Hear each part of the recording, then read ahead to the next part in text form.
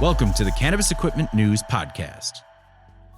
Hi, I'm David Manti, and welcome to a new episode of the Cannabis Equipment News Podcast. With me this week is Chris Parrington, founder of Canappliance Consulting and general counsel of Boustead Securities. Thank you very much for joining me today, Chris. Thank you, David. Thank you. Thank you for having me. Before we get started, please make sure to like, share, and subscribe to the podcast. You can also help us out a lot by leaving the podcast a positive review on whatever platform you use. If you want to email the podcast, you can reach me at david@cannabisequipmentnews.com with email the podcast in the subject line. You can also subscribe to our daily newsletter. Make sure you get it delivered to your inbox first. Chris, I always like to start the podcast with a little bit of background. And I'm curious because with your background, what was it that brought you to the cannabis industry? David, that's a great question, and I get it all the time. So, I'm an attorney by trade. I've been practicing for over 20 years. Actually, be 21 years coming up here shortly, but 20 years in private practice. And the bulk of my practice was in financial services, the securities industry. So, representing investment banking firms, representing investment advisory firms, on a whole wide range of things, whether it was litigation.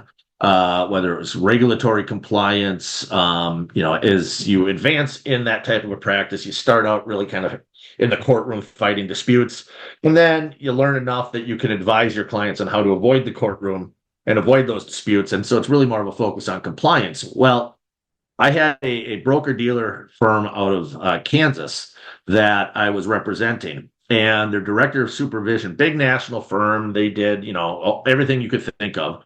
And they reached out to me, their director of supervisor reached out to me. It was February of 2014. And I only remember that because that was when all the guidance memos really started to heat up. And they said, Chris, we've got an issue we don't know the answer to. And I said, well, fire away. And the question was, they had a branch office in Denver, Colorado. They had a registered rep who worked in that branch, who had a friend who wanted to open up an account at the firm. They wanted to invest their money in traditional mutual funds. And I said, okay, I'm not following along. What's the problem here? And he said, well, he showed up with $300,000 in cash. Instantly, my radar went up because, once you get over $10,000 in cash in financial services, it creates some red flags and some alarms. And so I just assumed that was the question that they had. So I asked him that, and he said, well, it's not that simple. That $300,000 in cash he made growing and selling marijuana legally under Colorado law. That was my first exposure to the cannabis industry. And really at that time, the question was, what do we do? Can we take the cash? Can we open up the account and can we invest in traditional mutual funds, or could we do something, or should we do something else? Well, where we were 10 years ago to where we are today is a whole drastic difference. The evolution of cannabis banking, cannabis financing, it's phenomenal what's happened in 10 years. So back then the answer was, don't take it, don't touch it. It's not worth the risk. The FinCEN guidance had just come out. If I recall, the second Cole memo had just come out. And so it was a very simple answer back then. But I really became passionate at that point and interested in what really was a novel idea, a novel concept, an opportunity to be at the forefront of an industry and a forefront of a legal industry that, last one that existed was probably the employment law, movement back in the 50s and 60s that, our parents and grandparents were part of. And so I started looking at it, and I started looking into it from a legal perspective, from a compliance perspective, and I started talking to lawyers that were holding themselves out as experts in the space, whether it was, California, Washington, Colorado. And what I started to realize was the majority of the lawyers that were in this space, that were advising people, were old criminal defense lawyers, and they had made a living defending guys as they were getting caught with the product. So they're defending manufacturing with intent to sell, possession of drug paraphernalia, whether it's consumption paraphernalia, whether it's manufacturing equipment, you name it. And they realized, hey, now it's legal. Now there's an opportunity for me to be a business lawyer, for me to start being on the business side of it, especially in states in California that were so open to, prior convictions and putting people on licenses like, Oakland, where I think they mandated 50% of the licenses had to be for people with convictions. And so I realized that was my competition if I wanted to get in this space. But what was even more important was I started asking these people, how do you handle compliance? How do you deal with compliance in this industry? And the answer was almost consistently the same, which was, well, I tell my clients how to stay out of federal prison. Well, that's a whole, I tell people that's this end of the spectrum for compliance. There's another end on here, and there's everything in between. And so I really just started researching, started writing, started learning the industry, and eventually it grew. I started because of my financial institutions background, and at the time I was at a large national firm, 550 lawyers, based out of Omaha, Nebraska, so very conservative. And they let me do this work, but they only let me do this work for ancillary service providers, product providers. So anybody plant touching, we're not willing to take on that risk quite now. And so I started working with companies. For example, I worked with a company based out of Lincoln, Nebraska, that manufactured farming equipment. And they realized that some of the equipment that they make could be used for cultivating marijuana. And they wanted to start marketing that in the state of Colorado. Well, one of the employees filed a whistleblowing complaint with management and said, well, wait a minute, it's illegal in Nebraska, so I can't do this type of work. And I think we shouldn't be doing this type of work. And so I got hired to research, investigate, advise on those types of things. And then over the course of probably 2 to 3 years, I went from, all right, I can work with manufacturers of equipment. I can work with investment banking firms. I can work with people that are, the third party ancillary product and service providers to, all right, now I can start working with medical people. The firm understands that I know what I'm talking about. I can start working with medical licensees. Now I can start working with adult use licensees. And by the end of it, when I left the firm about 2 years ago, we had probably 25 lawyers that were touching the cannabis industry, and I'd say 20 to 25% of their daily work. There was almost 0% when I started there. And we built this kind of nice big practice, really providing the cannabis industry with access to the same legal services every other industry gets, but for a variety of different reasons, were just not available at the time. Did you wind up letting that company sell the equipment to Colorado? Well, so they made a business decision not to do it. Okay. And part of it was because of Nebraska's attitude towards cannabis at the time. And they didn't want to get on the radars in Nebraska. And in fact, it's funny, I got to see that evolution because early on, I was kind of hidden. I was the stepchild that they locked in the closet of the firm, and nobody really talked about what I did. And then the funny part, and I'll show you this, I was asked about 3 years later to come speak at the Nebraska Bankers Association on cannabis banking. And the head president of the Bankers Association gave me this pin to wear at everything moving forward. And I'm thinking to myself, wait a minute, 2 years ago, I wasn't even allowed to exist. And now here I am getting, a cannabis leaf pin from them. So to answer the question, though, no, they made the decision not to do it. But if they were going to do it, we did have conversations about, how do you protect yourselves? How do you really, avoid being, accused of violating federal drug paraphernalia laws? So were you pretty much the only person in town doing actual, business law? I mean, I see you out there in a landscape with other criminal defense lawyers, and I feel like you're just kind of a one-man army out there. To an extent, yes. So, what I found was within the firm I was at the time, and I think it was pretty representative of the legal industry nationally, you had a lot of people that had niche practices. So, okay, I'm a corporate finance guy. I can help draft, private placement memorandums or offering docs to raise capital. And, oh, by the way, here's a company that happens to be in the cannabis space that needs my services. So I'll do that. I'll work on that project for them. Or I'm a corporate lawyer. I'm an employment lawyer. And I come across, a situation that involves the cannabis industry, kind of a one-off project. And what I realized was, you hear the saying all the time, it's cannabis or that's cannabis. It's a crazy industry. And part of it is because it comes from an illegal industry.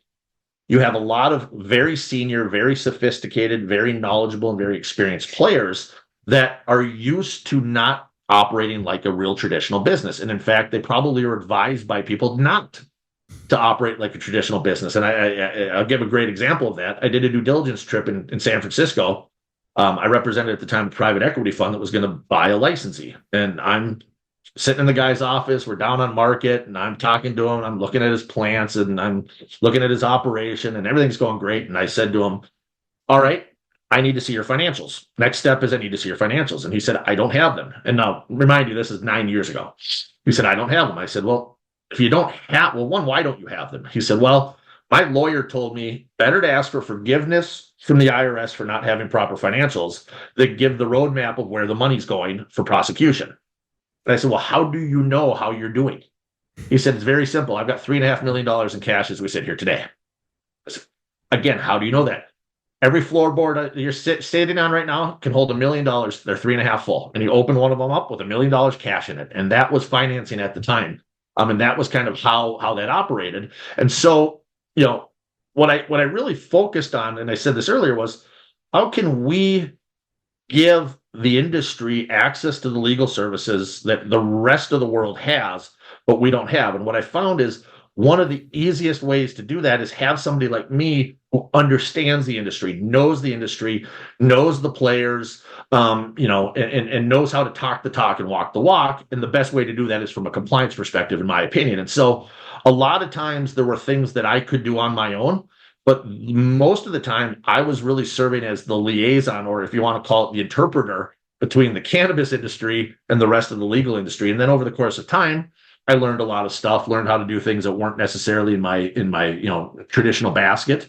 And then found myself really kind of sitting in the shoes of a general practitioner, in the cannabis industry, but really still continuing that focus on compliance. So 9 years ago, you're pulling cash out of floorboards. How, in your opinion, has the industry matured? And, has it paced in a way that you expected, or are we more ahead or behind than you would expect the industry to be in 10 years? That's a great question, actually. Where are we compared to where we think we are? I'm going to say that we're both ahead and behind. I think we could be a lot further ahead. Unfortunately, because it's a state-by-state industry, every state does things a little different. Unfortunately, what I've started to see and what I've observed, including in my home state of Minnesota, is rather than learn from the bad that the prior states did and make that better, we somehow take the bad and make it worse and go the wrong direction. So from a regulatory perspective, I think that we are behind. I feel like, and I don't know if that's arrogance of legislators, arrogance of government agencies saying, I want to do it my way. I'm not going to listen to anybody else. Maybe it's the result of, an attempt at creativity, and unfortunately it just doesn't go the right direction. But from a regulatory perspective, I think we're behind. From access to additional services, I think we're further along than I thought we would have been. Cannabis accounting is it's there. The big firms are doing it. The mid-sized firms are doing it. The small firms are doing it. Cannabis law, I'm now a dime a dozen as far as I'm concerned. And I think 10 years ago, I was one of the only people. I could tell you in my home state, Minnesota, I was the only person that did this. And in fact, it used to drive my wife nuts because we'd show, and I ran this experiment. We'd go to a kids hockey game, or we'd go to a cocktail party, and people would say, "Oh, hey, what do you do for a living?" "I'm a lawyer." Okay, I'd lose them right away. Then somebody said, "Well, what kind of law do you do?" "Oh, I do securities law. I work in the financial services industry." Okay, maybe they'd ask me if I knew about the Bernie Madoff case or something like that. But then I'd say, "But I'm also doing a lot of work in the cannabis industry." I now had an audience for 3 hours. They were fascinated by it. They were, and then the other part of it that was great is you learn what people's consumption habits were that you never believed. The kid's coach is talking about, "Oh, I was in Colorado and I got my hands on this. Have you seen this stuff?"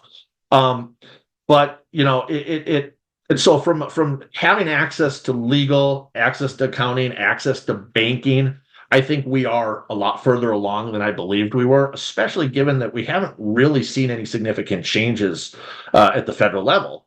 We haven't seen amendments to the banking, the BSA. We haven't seen amendments to, model rules of professional responsibility for the lawyers or for accountants. And so I think that those ancillary service providers have evolved pretty nicely. I mean, there was a day where I would ask, do you have a bank account? Part of my due diligence was, do you have a bank account? I don't ask that question anymore because I know that, everybody has bank accounts. Everybody has access to banking. Yeah, they're still cash heavy, but, I only have a couple of clients that, offer to pay me in cash. Everybody else, it's all right, I'll send you a check. I'll wire your funds. So in that context, I think we're further along than I expected.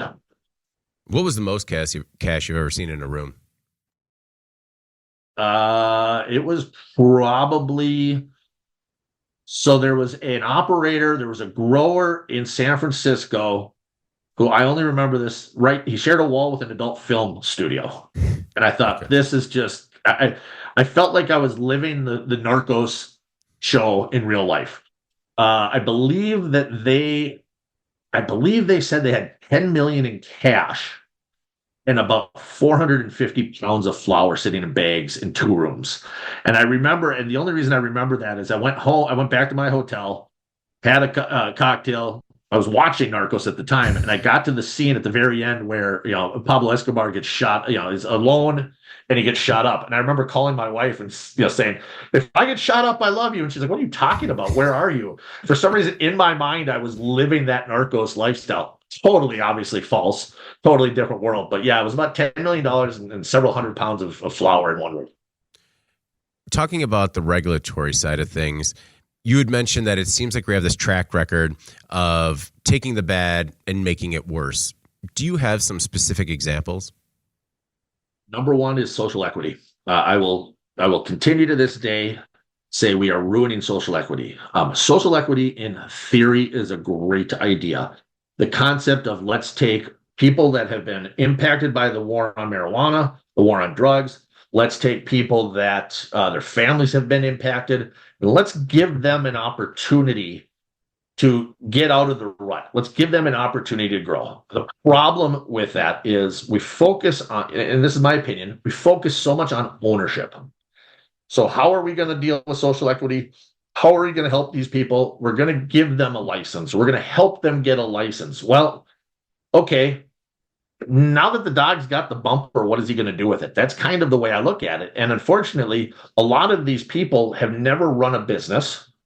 They wouldn't know where to start running a business. They've never had access to capital. They've never had access to money. They've never seen the revenues that are coming in if they're able to get to that step. And so, unfortunately, we give people dreams, we give people hopes, we give people, an opportunity that they really can't execute on through this ownership. And yes, it does look good that we give, if you got 3,000 applicants and 100 of them get a license, that's great. But what about the other 2,900 people? And the state that, in my opinion, tried to get it right, but unfortunately did it wrong, was Illinois. And not many people will praise Illinois' cannabis industry, but they had a social equity component that was, okay, if a majority of the owners are from an impoverished part of town or fit within the category of, impacted by the war on drugs or minorities, you qualify as social equity. But you can also qualify based on the number of social equity candidates you employ. And so you could employ, I think it was more than 50% of your staff had to be social equity, and you could have no connection to social equity as an owner and still qualify. The way Illinois flawed was you had to hire them and start paying them before you applied, and nobody could afford that.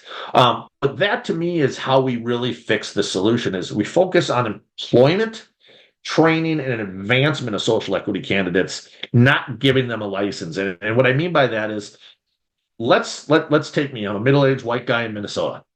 I do very well for myself. I'm not social equity by any means. What if I went out and I hired a staff of 75% social equity candidates and I trained them and I educated them and I promoted them up to management positions, whether it's an assistant manager of cultivation, whether it's, the head of buying for seeds and clones, whether it's managing a retail shop, you name it, whatever it is. I start them at the bottom level because they probably don't have the experience, and I promote them up and I train them and I educate them. What have I done in 3 to 5 years? I've given them a set of tools that they can either go out and they can start their own cannabis business and succeed because now they know how to do it, or they can go do something else. If they're retail, they could go run a clothing store. They could go run a gas station. If they're in manufacturing, they can go manufacture something other than cannabis products. Cultivation, they can grow tomatoes, they can grow corn, they can do all kinds of other things. And now we've given them a skill set and we've given them an opportunity to succeed long-term versus maybe making a quick buck. The problem is, and I truly believe this is social equity is a political ploy. It's a political tool. And politicians can turn around and say, see, social equity worked. We gave 100 people a license in 6 months. We never do the follow-up on where are those licenses in 3 years. if we did the follow-up in 3 years and we did what I'm talking about, I think we'd succeed. And so, social equity is to me one of the most important aspects of this industry and one of the biggest failures nationwide. So in that scenario, would social equity be more in the form of grants and state tax incentives for operators that go that route? Absolutely. You definitely do that. I think that's a great way to do it. Giving people access to capital. I'm living this day in, day out right now in Minnesota. We opened up our social equity applications. We did a very strange approach to our applications. Instead of the most qualified, it's the luckiest of those who can pass the bare minimum. And so I've had people come to me and they've said, I'm going to apply for a mezzo license, which is, 3 retail, I think it's 5,000 square feet of cultivation, 5,000 square feet of manufacturing.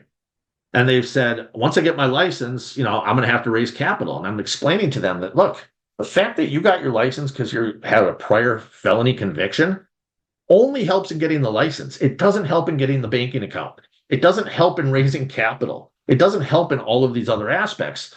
And I'm going to get a grant from the state of Minnesota for $150,000.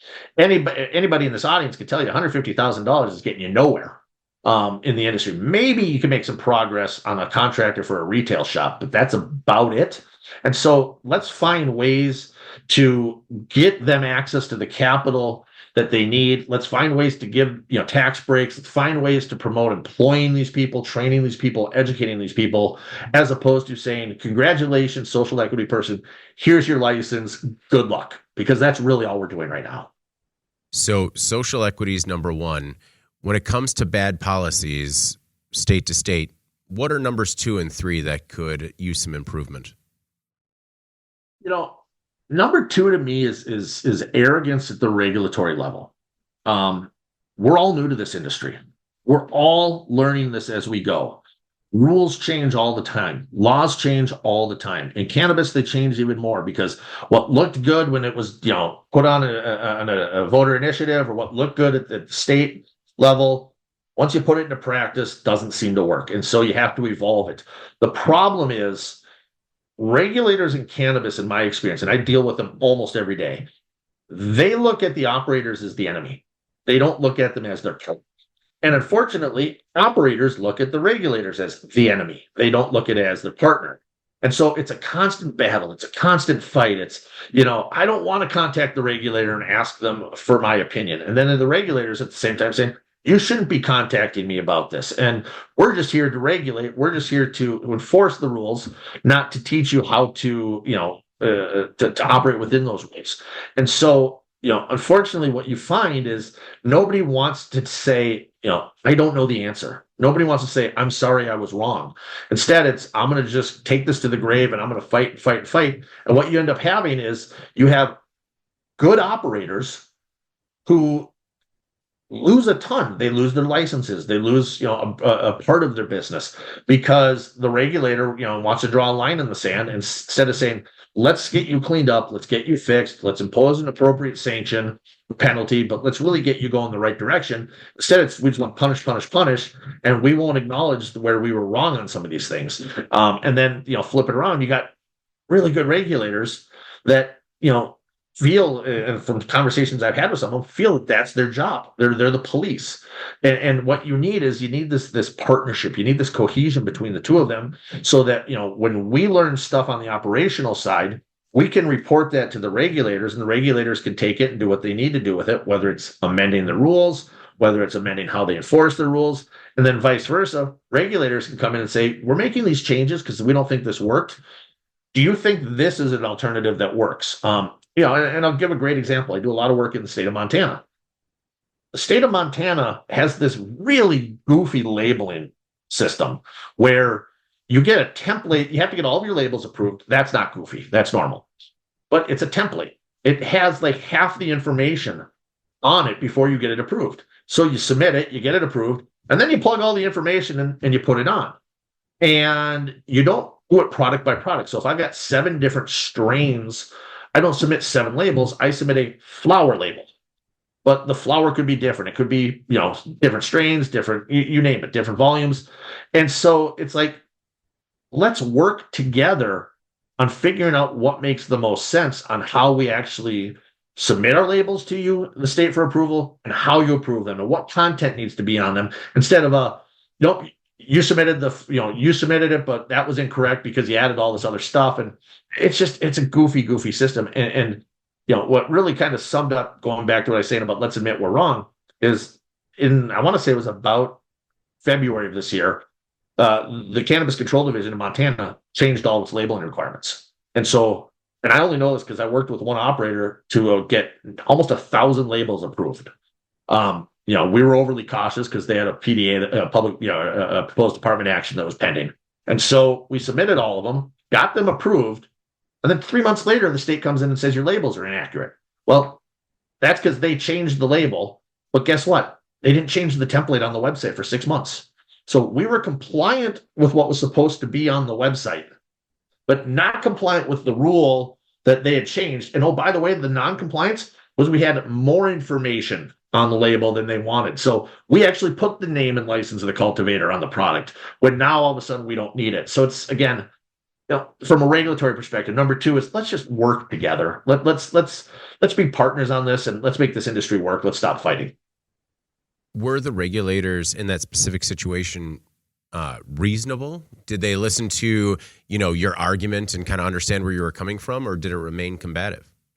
Still combative as we sit here today. It's in fact, it's gotten worse. And it's not just this one operator. I know several of them that in Montana in particular have had similar issues. They just, I don't know what it is. I don't know why it is, but for whatever reason, it's you've got 12 stores across the state and you've got 6 products that have the wrong label.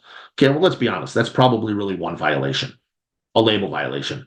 But no, they're going to call it, 65 violations, and then they're going to go, look at the number of violations. We're going to shut you down. We got to punish you. So, no, unfortunately, that's an instance that didn't get better. And again, it should be a learning scenario here. I mean, this is a new industry. I mean, if you go look at any other industry, look at pharmaceuticals, look at the auto industry, it's been around forever and things are still changing. This is new. This is, we're what, 20, almost 30 years. If you go back to California's medical, 96, we're babies. So let's all work together and advance this versus fighting. Is that where that hostility stems from? Because we're still so close to it being completely illegal? I don't think that's necessarily it. I think that, well, let me back up. There's some component to that. I think that people on the regulatory side assume that because this came out of an illegal market, people must still be operating illegally. And yes, that does exist. I mean, I've filed, reports with regulators all the time, of people that, are falsifying COAs, for example. They're buying in Minnesota, I've seen this. They're buying marijuana edibles from Colorado, shipping them in here, and then they're falsifying the COA so it looks like it's a hemp-derived product when it really isn't. And so, yes, some of that is there. Some of that is, I think, driving that. I think, but I think that's just part of it. I think that there's a lot of regulators that if you ask them, they would like to be licensees. I think that they think that they got the raw end of the stick there, and there's some jealousy that's going on. I can run this business better than you, but you just got this because, you're a convicted felon. And if I would have been a convicted felon, I'd have it. Or if I was, fit into this box here, I'd have a license. So I think there's some jealousy there as well. You also get in some states where, the voters might have voted to approve and legalize, but, the government may not necessarily agree with it. There may be directives coming from higher up. I'm sure if you ask the governor of Montana right now, he'd probably say, I don't want cannabis in my state, but the voters approved it. Or, look at South Dakota. The voters want marijuana in South Dakota, but, we got a governor that wants nothing to do with it there. So I think there's a lot of driving forces. You had mentioned hemp-derived products. What is your take on that side of the business? Do you think hemp businesses are going to survive once rescheduling and descheduling occurs? And what's the state of Delta 8? I think Delta 8 needs to go. I we in Minnesota were kind of at the forefront of this. We had, I've been attacked by people for saying this, but we had what I would describe as an intentionally bad law that was written, not our current cannabis law, but our hemp-derived law before that. It was thrown together very quickly. I think that the folks on the left side of the aisle knew exactly what they were doing, and they knew that if this bill got passed and this law was put into place, it's so bad that the only way to resolve it is to legalize, which is what we did. I think that the folks on the right were naive and didn't understand what they were signing, and they just heard hemp and they knew Farm Bill and they thought we're fine. But it's everywhere. I mean, it's absolutely everywhere, the hemp derived products, and Delta 8 it's hard to control. It's dangerous. I've had very, very regular cannabis consumers try Delta 8 products and just had horrendous experiences with it. So, I think that the hemp derived synthetics, the Delta 8s, Delta 10s, HHC products, those types of things, I think they need to go. I think they are going to go eventually. I don't think we're going to see them. I think the hemp derived Delta 9 products will eventually be regulated and only sold in dispensaries, much like marijuana products. I think that's probably where we're going. And honestly, I've got no problem with that. I mean, I've got one of my sons, I got 16-year-old twin boys. 2 years ago when he was 14 years old, he said to me, "Hey, Dad," and they know what I do. They've heard me talk with people. He said, "Dad, do you know I can buy marijuana gummies or I can consume marijuana gummies legally?" And I said, "No, you can't. You're 14 years old." He said, "Yeah, those those hemp products that you can buy at the gas station, I can't buy them, but I can have them and consume them." And I said, "No, you can't." And I looked at the bill. Sure enough, the way the law was written, 21 and up to buy, but not 21 and up to possess or consume. He was 100% correct. And so, that's a rare scenario where legally he would have been allowed to do it, but it's everywhere. I mean, I can go to the grocery stores, I can go to the gas stations, I can go anywhere and buy a product that is not regulated and is very competitive with, cannabis products that are absolutely regulated. So I do think we're going to see a lot of changes there. I think that, like I said, I firmly believe, and I think we're going to see the D8s and D10 products and those synthetics go away. I think we're going to have to really work on what is a synthetic. I've had regulators tell me that, anything with THC in it is synthetic. I don't agree with that. I think that, hemp-derived products, hemp-derived Delta 9 products will probably survive, but that's about it. When do you see that change coming? Well, there was a bill, I think, that was proposed like 2 days ago at the federal level that discussed it. I actually had a company that we're doing some work for asking me about that. It probably, I mean, we got enough going on politically right now that probably not going to be anytime soon. But I think regardless of who wins the next election, I think we're going to see significant changes in the next 4 years. And at the end of the day, I think both of these candidates are kind of on the same page when it comes to cannabis. I mean, we're just at a point now where, even the old people, for lack of better terms, the grandmas and grandpas that are, Reaganers and, the war on drugs, they've even accepted it. They understand what it is. I lived it with my mother. My mother was died almost 6 years ago of stage 4 colon cancer. And she spent 6 years down in Rochester, Mayo, getting plugged with chemo. And, she would constantly tell me, "Oh, honey, I'm not going to do drugs. I grew up daughter of a banker in northern Minnesota." And I'm trying to explain to her that the stuff going in your system is a worse drug than what I'm talking about. And it wasn't until I actually laced her breakfast with Marinol, and she mistakenly thought it was the love of her son that gave her the energy. But when I explained it to her what it was, she even came on board. It's like, all right. And next thing you know, it's Thanksgiving dinner and she's running down to have a couple of puffs on her vape pen before she eats because she's feeling better. So, it's the stigma I don't think is there anymore. I don't think the resistance to it is there. It's not we don't want it at all. I think it's more of a, how do we get there? And I think, in the next 4 years, we're going to see significant changes at the federal level. Why have you been attacked for your opinions on the hemp-derived side of the business?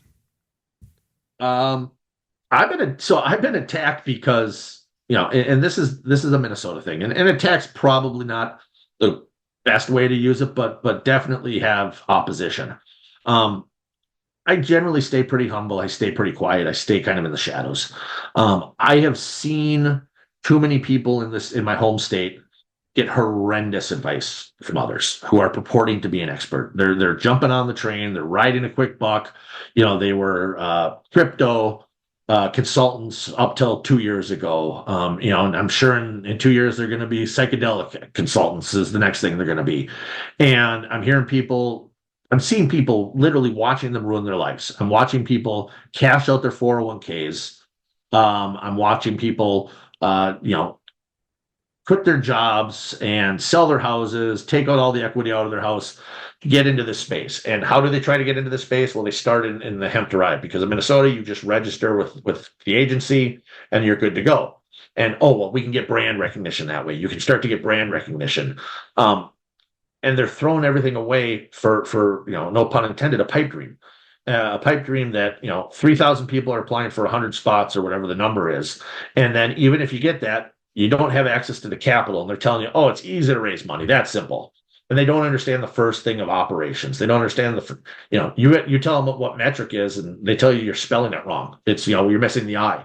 And they don't understand the seed to sale tracking, and they don't understand just kind of basic components, and they're destined to fail.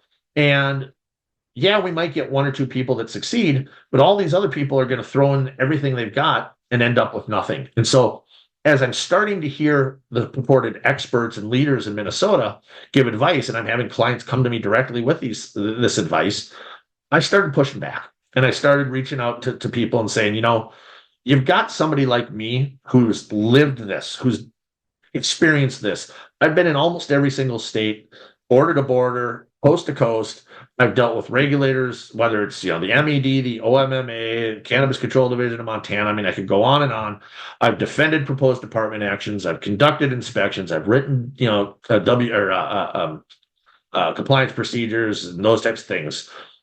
Listen to me. Let me give you advice, state, on how to do this. But I'm not a lobbyist. I'm not going to throw a bunch of money at the government. And as a result of that, they've decided to listen to the wrong people. And as a result of that, we've had an absolute disaster here in Minnesota. We hired a director who was here for 1 day because, for a variety of different reasons, was driven out. I mean, she was selling illegal products online when she was announced as the leader. We've decided to issue licenses before we have rules. How we do that, I don't understand. And so the more I push back on that, and specifically talking about, things like branding and the difference between hemp products and cannabis products, and, the way you regulate or the way you're compliant with the hemp, 2-page statute versus 300 pages of rules and regulations, or night-and-day difference, the people that are giving the advice, the opposite advice, they're pushing back on me, and they're pushing back on several of us. There's probably half dozen of us in Minnesota that have actually worked in the space more than 2 years and more than the hemp industry. And so that's where I'm really starting to see the pushback. And so I'm starting to become a little more vocal, and, it's unfortunate, but at the same time rewarding when somebody says to me, well, everybody else I talked to is saying something different than what you said, Chris. And then 6 months later, they come back and they say, yep, you were right. They were wrong. Our bad. Can you take us back? So. But besides all that in Minnesota, things are fine, right? No, no, they're not. We've got a lot of problems here. So, we're supposed to have this lottery for licensees.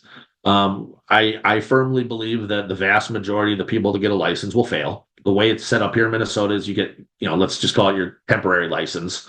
And then you've got 3-year window, or actually, 18-month window to get fully up and running. You don't have to have real estate lined up to apply in Minnesota. So in an 18-month window, somehow you're going to find the real estate, find the financing for the real estate, for the equipment, for the products, for everything else, build out your facilities, build out your compliance program, and get up and running. That's just not going to happen. You talk to the MSOs, they're going to tell you that's not possible. That's not even possible for an MSO, let alone for somebody who's never been in the space. Then you add to it, we got our first draft of rules and regulations. They came out right when we were finishing up the application window. They were horrendous. They needed all kinds of work.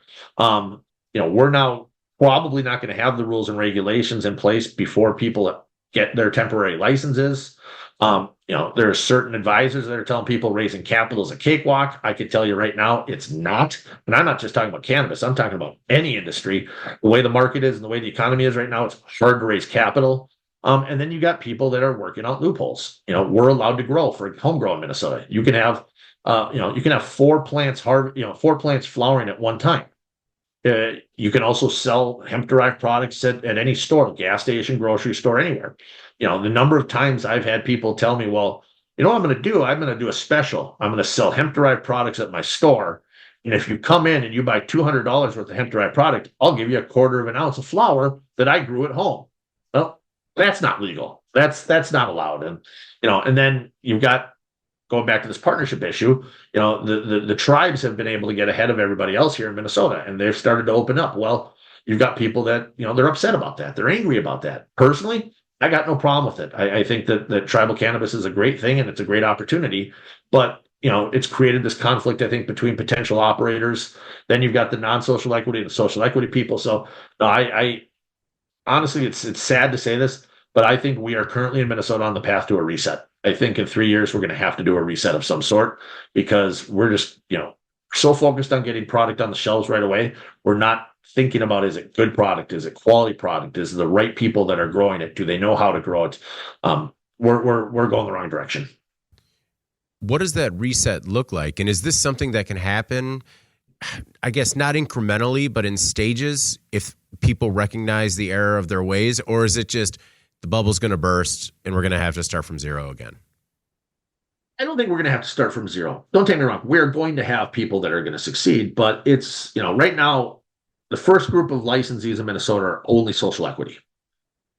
We're going to have a lot of what I call the rent to social equity applicants, which is the MSOs come in. Phoenix is a great example. There were 10 licenses available, and there were groups that were out there giving people $1,000 and 2 ounces of flour if they sign up to be a partner. And they're, the MSO is basically owning everything. They got all the rights. Now we're trying to eliminate that in Minnesota, but any of us good lawyers could figure out ways around a lot of that.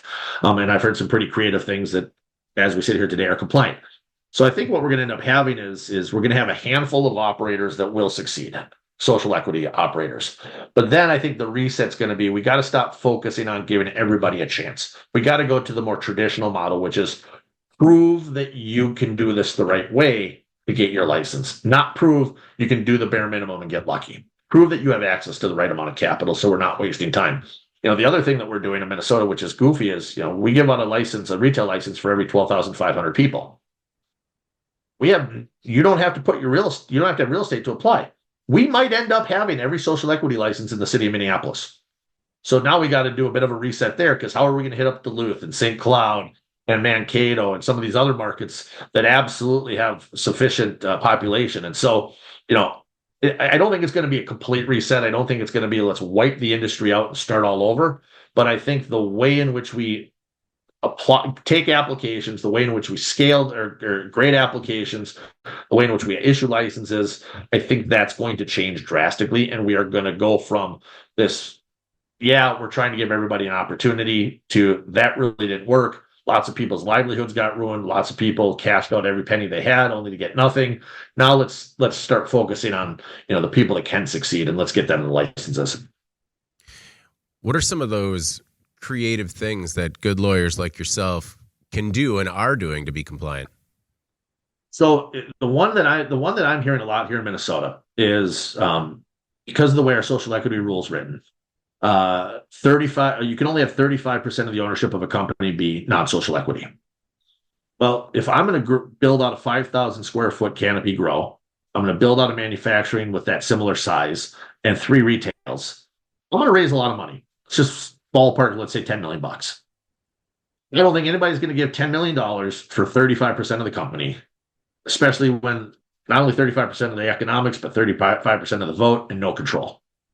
And so what I'm hearing people say is, okay, well, maybe I've got all the experience, I've got all the knowledge, and I've got money, so I'm going to become an employee as well. And so now I could have an employment contract in addition to that, or alternative ways of financing the real estate independent of financing the business. Equipment financing, another great way to do it. Have somebody, I can go out and I can buy the lights, I can buy the manufacturing equipment, I can buy the extraction equipment, and I can finance it for you. I'm not eating into your equity, so we're not running into that issue. We're going to do this in a fair, competitive way. So there's a lot of ways to do that. The one that I've heard a lot of that I don't advise, and I think it's a loophole, it's going to get closed up, is the 35%. I should say not 35%. The way the statute's written, you can only have certain types of licenses with other licenses. So for example, I always say you're kind of customer facing or you're on the back end of it. So you can cultivate and manufacture, but you can't have retail unless it's a micro or meso. You can have retail and maybe some of the deliveries and events, but you can't on the other side have cultivation manufacturing. That technically only applies to the management, the general partner, not the passive investor. And so what I'm hearing a lot of people say is, well, I'm going to put a bunch of money into a bunch of different businesses, and I'm just not going to be the manager. I'm just not going to be the general partner. And that's how I'm going to get around that. That's going to get closed up. That's a loophole that's going to die.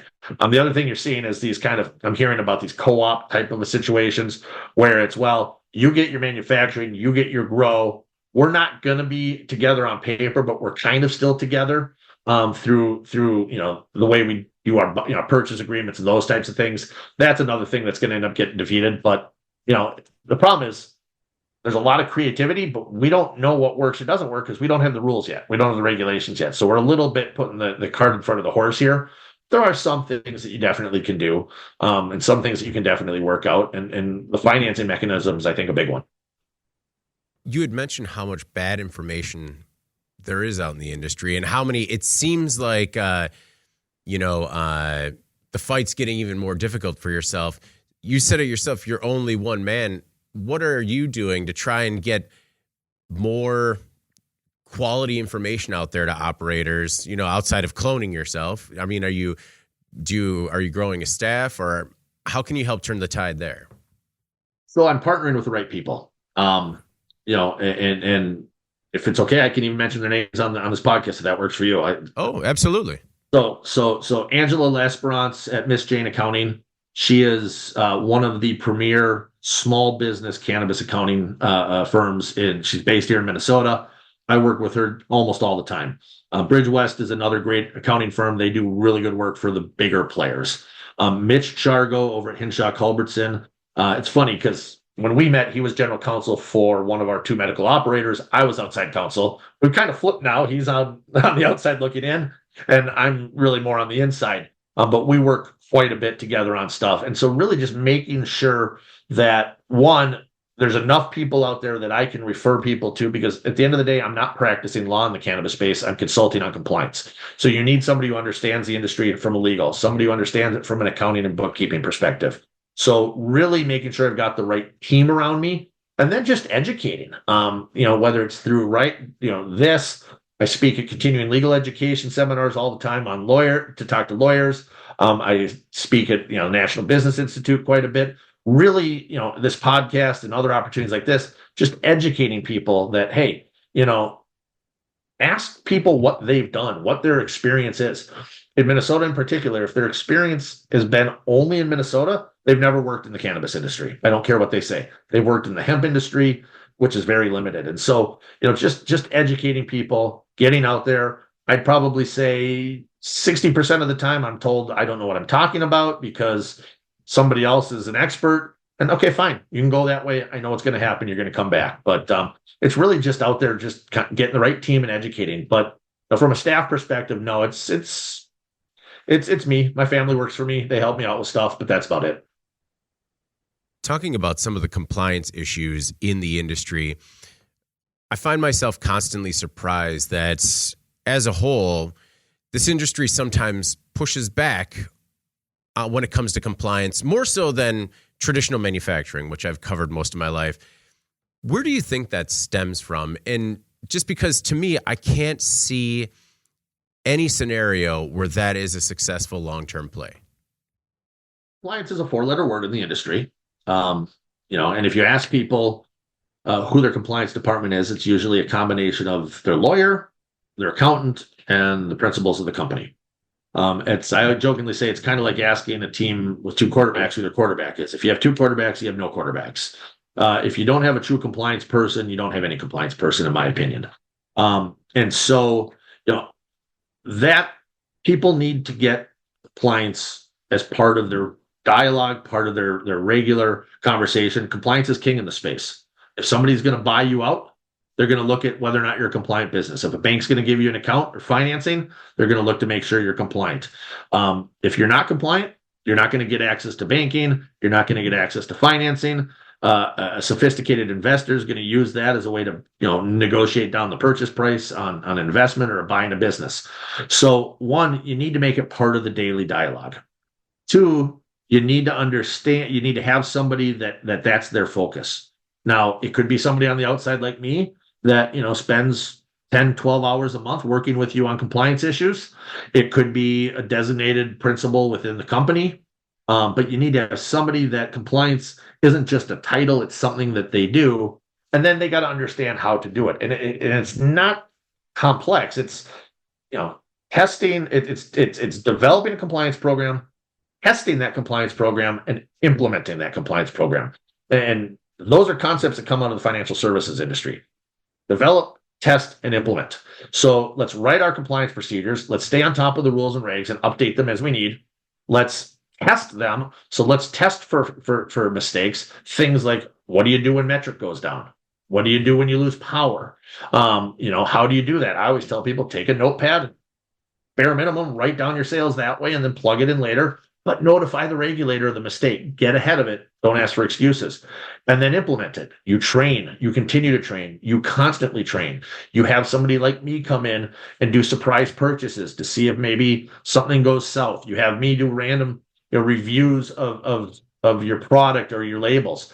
I always tell people, if you have an inspection coming up with the regulators, have me or somebody like me come out a week before and do a mock inspection. And I can tell you where all the mistakes are, and then you can fix them before the real inspection comes. It's no different than practicing for a test or practicing for a game.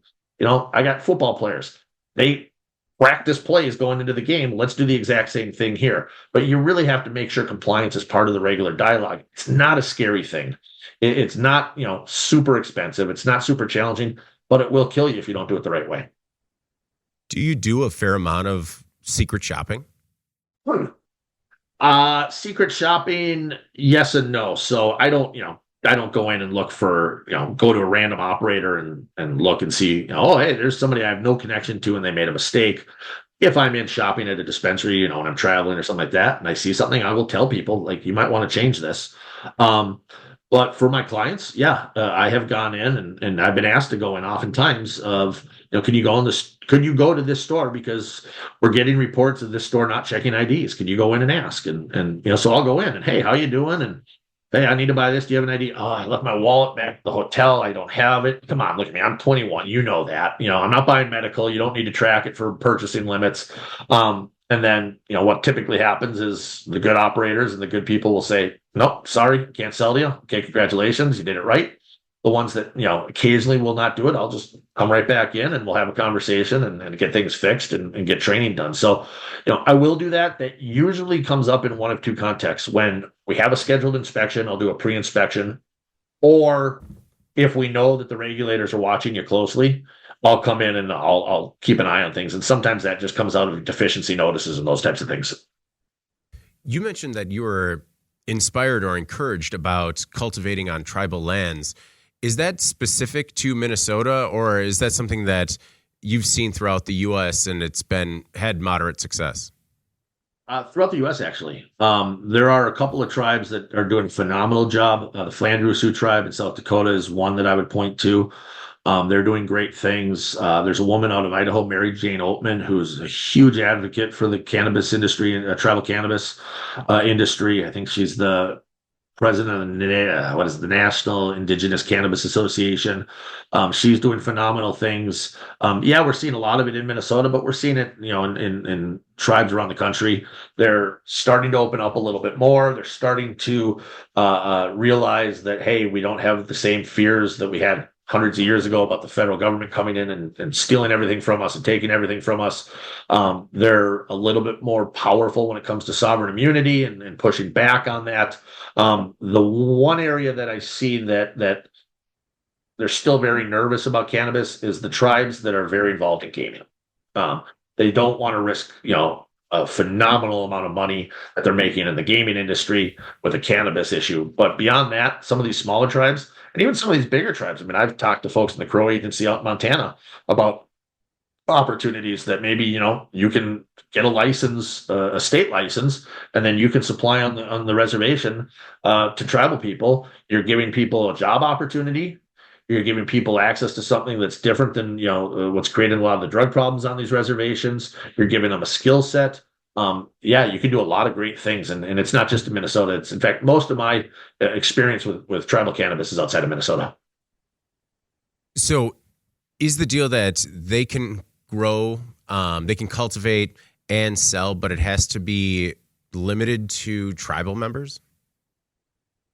So I'm not a tribal law expert, so I typically would bring tribal law experts in on this, but generally, there's different attitudes. It depends on this. If the tribe is big enough, they will, they will go ahead and they will just sell just to tribal members, and they can decide, do we want to be medical only or adult use only?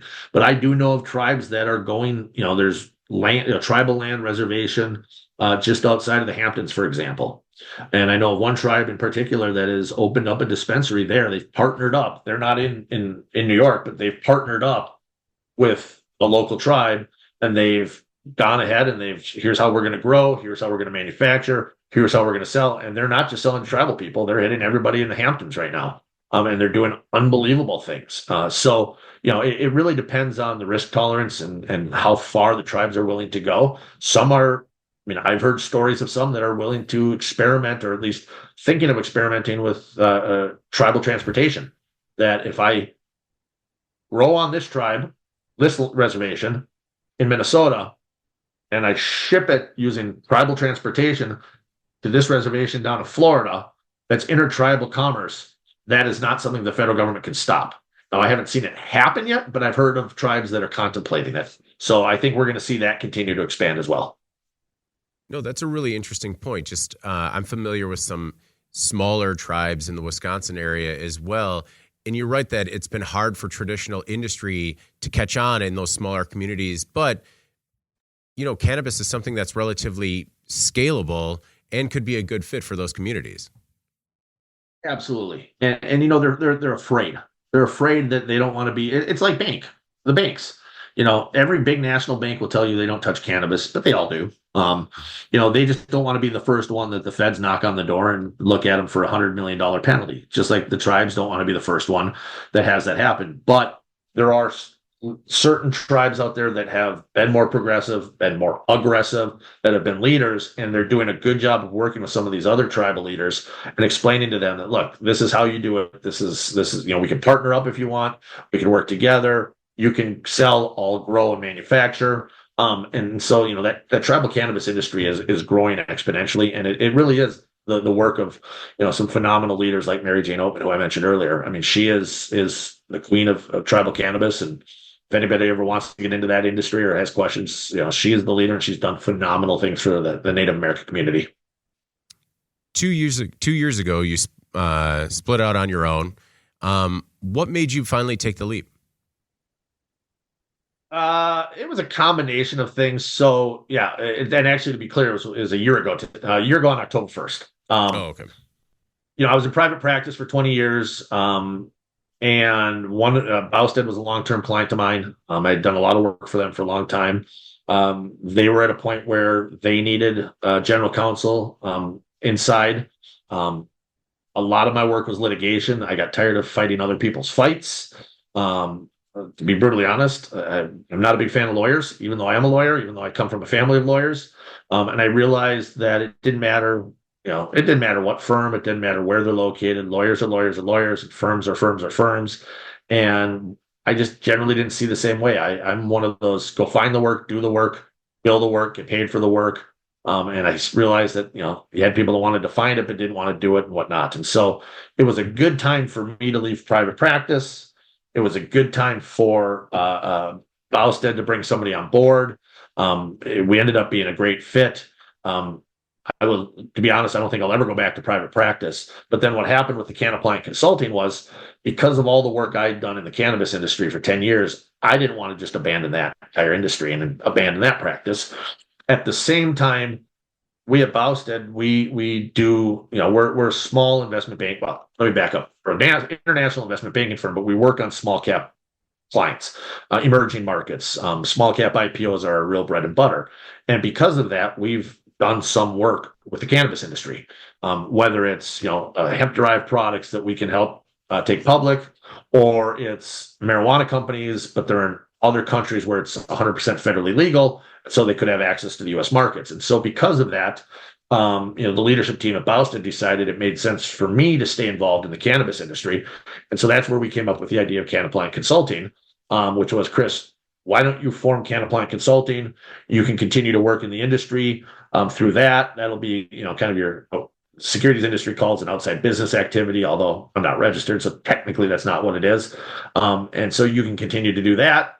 And then we can also use that expertise, and you can stay on top of things here at the investment banking firm. And so that's really how it evolved. And it was pretty easy because I realized 99% of what I was doing for clients anyways was clients consulting anyways. And so I looked at it and said, I don't have to pay your hourly rate as a lawyer. I can pay you half the price, if not more. And absolutely, it's a no-brainer. And so now like I said, I help them find solutions moving forward and being a compliant business. Being in a family full of lawyers, are you the black sheep, or are you the person out on the leading edge of the new frontier? Well, I'm probably the black sheep for other reasons, but for personal reasons. But no, I'm definitely at the fore. I'm on the frontier. When I say family of lawyers, it's the generation before me. So it's fathers, uncles, stepmothers, that type of situation. They're traditional, HR lawyers, employment lawyers, trial lawyers. I jokingly tell people asbestos is what put me through law school and put me through college, because my father was a asbestos defense lawyer. So I'm probably at the forefront in that context. It's been very interesting. The hardest dynamic for me is trying to figure out how to navigate with my children what I do. Having 16 and 14-year-old kids. The funny story about that was when they were probably I think my boys were freshmen in high school. They had to do a research project, and they both picked legalization of marijuana. And of course, they weren't the only ones that picked that. And so as part of the research, my name started popping up and articles I'd written. And so all of a sudden, a bunch of freshmen in high school saw that their father was in some way, shape, or form involved in the marijuana industry. And they had it in their minds that my son's dad was almost like a cartel guy. I don't think they quite realized what I did, which was compliance and legal. They just heard the industry. And so all of a sudden they became very, very popular among their friends, because their friends all assumed I was, growing and selling and manufacturing as opposed to what I was really doing. But that's really been the hardest challenge in the space is navigating that with my children. We're very open, very upfront with what I do. 10 years ago, it was probably a much more difficult discussion. The industry has become a lot more mainstream these days. And so it's a lot easier of a conversation with their friends, with their friends' parents, and others. So, yeah. Well, Chris, I really do appreciate you being generous with your time. Before we get out of here, I just wanted to ask, is there anything else that you want to make sure the Cannabis Equipment News audience either knows about yourself or your work at Canaplant Consulting? Compliance isn't just plant touching. If you're manufacturing equipment that you are marketing and know is going to be used in the industry, you arguably are violating the federal drug paraphernalia laws. And so you need to make sure that you are also compliant. Compliance can be what you do internally, but compliance can also be who you're working with. And so don't assume that just because you're not plant touching, that you somehow are special, or that somehow you don't have to think of all the same concepts that we're talking about today and the concepts that we're working on a daily basis. Yeah, you don't have to think about seed to sale tracking, those types of things, but you do need to think about how you market your equipment, how who you sell it to, making sure that everything's airtight in that context. And so, I always tell people, and this isn't just equipment manufacturing, this is anybody ancillary to the industry. compliance is as important to you as it is to the plant touching people. So make sure that you've got, whether it's a lawyer, whether it's an accountant, whether it's a compliance consultant, make sure you've got the right team in place to protect you. Well, Chris, I really appreciate you sharing your expertise, and I really hope we get a chance to do it again soon, because I feel like we're just scratching the surface here. Absolutely. Yeah, and we'll probably, if my expectation is correct, we probably got a lot to talk about in 6 months in Minnesota, because we should have the lottery should be done, and we should start to see what those licenses look like. And hopefully I'm wrong, and we're having a conversation about why I'm wrong. But definitely there's a conversation, and yeah, I'd love to keep this dialogue going. Well, either way, I'm looking forward to it. But before we get out of here, please make sure to like, share, and subscribe to the podcast. You could also help us out a lot by leaving the podcast a positive review on whatever platform you use. If you want to email the podcast, you can reach me at david@cannabisequipmentnews.com with email the podcast in the subject line. You can also subscribe to our daily newsletter. Make sure you get it delivered to your inbox first. All right, for Chris Parrington, I'm David Manti. This is the Cannabis Equipment News Podcast, and we will see you next week.